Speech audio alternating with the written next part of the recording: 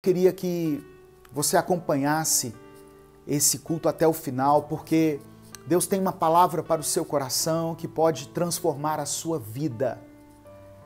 Eu não tenho uma palavrinha para você. Eu tenho uma palavra aqui que é de Deus, que é da Bíblia, que pode transformar a sua vida para esse ano que se inicia, esse ano de desafios, esse ano em que nós sabemos que 2020 acabou, mas a pandemia não acabou, a crise não findou. Então, Deus quer renovar as suas forças, Deus quer renovar a sua fé, Deus quer colocar em você ousadia e coragem para que você encare de frente esse novo desafio que se coloca diante de nós, que é o ano de 2021. Se você está chegando aqui agora, eu peço que você se inscreva no canal, que você ative as notificações, que você compartilhe esse link. Obrigado a todos que têm compartilhado as mensagens Minuto com Deus diariamente. Nós recebemos milhares de testemunhos de como elas fazem a diferença na vida das pessoas. E se você quiser apoiar esse projeto, você pode se tornar membro. Tem um íconezinho aqui embaixo, acho que é desse lado aqui, ó, onde você se torna membro do canal, tá? E assim você estará nos apoiando. Amém? Em nome de Jesus. Nessa semana que se passou, na última semana, eu postei uma mensagem sobre o texto de Josué, capítulo 1, e eu chamei essa mensagem de Ano Novo, Promessas Renovadas. E talvez você que acompanha o canal, você ouviu essa semana essa mensagem, mas hoje eu quero aprofundar um pouquinho mais nesse texto. É um texto que sempre fala conosco, é um texto que fala de um recomeço, é um texto que fala de uma nova etapa, de um novo momento na vida de Israel, e por isso ele é tão propício para os nossos dias.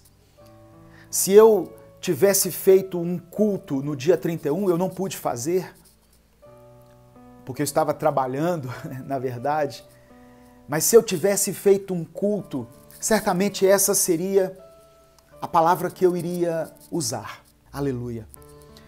O texto diz assim, Josué capítulo 1, abra sua Bíblia. Josué capítulo 1, versos 2 e 3. Na verdade, eu vou ler inicialmente os versos 2 e 3, mas depois eu vou discorrer aqui ao longo da mensagem em alguns pontos e eu posso mencionar outros versículos. Portanto, deixa aberto aí no livro de Josué, capítulo 1. Diz assim, olha, meu servo Moisés está morto. Agora, pois, você e todo este povo, preparem-se, aleluia, prepare-se para atravessar o rio Jordão e entrar na terra que eu estou para dar aos israelitas. Como prometi a Moisés, todo lugar onde puserem os pés, eu darei a vocês. Irmãos, o que está acontecendo aqui? Israel estava chegando ao final de uma etapa, ao final de uma era, ao final de 4 décadas, 40 anos caminhando pelo deserto.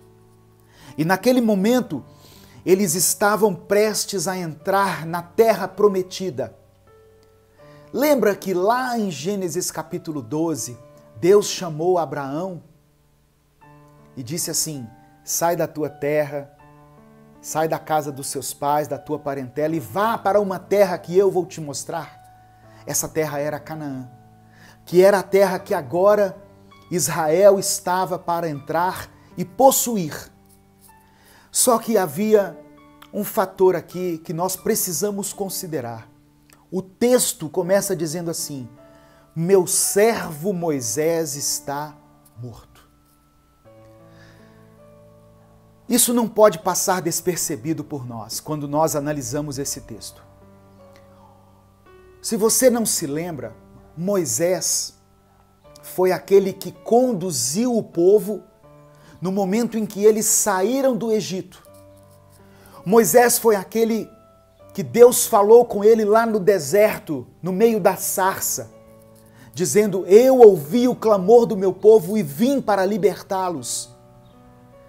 Moisés foi aquele por meio do qual Deus trouxe as pragas para o Egito, mostrando para Faraó que ele, o Senhor Todo-Poderoso, é que estava tirando os filhos de Israel do Egito, da condição de escravos. Moisés foi aquele que operou grandes milagres.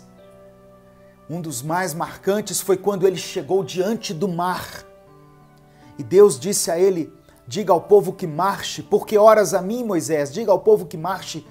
E o Senhor o orientou para que ele tocasse no mar com o seu cajado. E quando Moisés tocou o mar, as águas se abriram, mostrando que para Deus não existem coisas impossíveis, que Ele pode, independentemente das circunstâncias, abrir as águas diante de nós para que nós caminhemos em terra seca. Moisés foi aquele que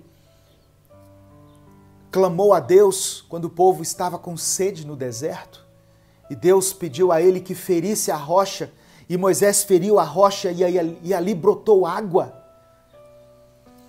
Olha quantas coisas Deus fez através de Moisés, irmãos.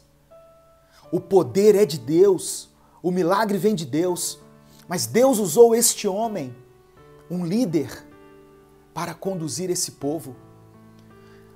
Moisés era um referencial de liderança. Moisés era aquele a quem as pessoas se dirigiam quando elas tinham questões a se resolver. Moisés foi aquele que subiu ao monte e trouxe de lá os 10 mandamentos. A Bíblia diz que Moisés falava, ou melhor, a Bíblia diz que o Senhor falava face a face com Moisés. Moisés conhecia Deus face a face. Ele falava com o Senhor, ele tinha uma intimidade com Deus. E agora Moisés estava morto. Não havia morrido um qualquer. O maior líder do Antigo Testamento estava morto. Só que quando Deus permite que alguém se vá, Deus coloca outra pessoa no lugar. E era isso que ele estava falando aqui. Talvez muitas pessoas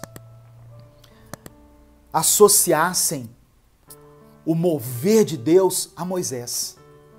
Mas Deus estava falando com Josué que ele agora tinha essa responsabilidade de conduzir o povo. Olha o que Deus diz: Moisés está morto, agora você, Josué, e todo esse povo, preparem-se para atravessar o rio Jordão. Sabe o que Deus estava dizendo aqui, irmãos? Primeiro, Josué, eu estou encerrando uma etapa na vida de vocês. Eu estou encerrando um ciclo. Mas eu estou permitindo que vocês continuem avançando.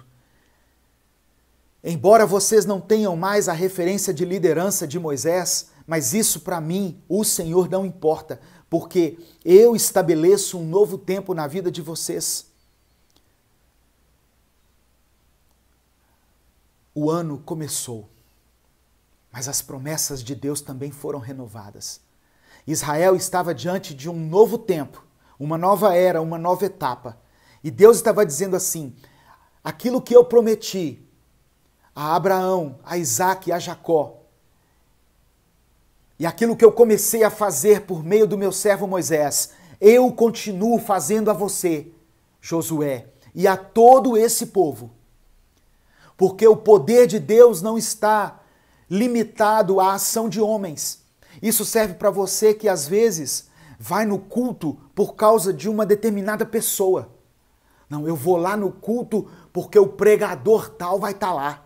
O pastor vai estar lá, o bispo vai estar lá. Irmãos, quem tem que estar em algum lugar é Deus. É a presença do Espírito Santo que vai fazer a diferença, que vai operar o milagre, a restauração. Deus usa quem Ele quer, na hora que Ele quer, da maneira que Ele quiser. Não pense você que a ação de Deus está limitada aos homens, porque não está. Aleluia. Aleluia, Jesus.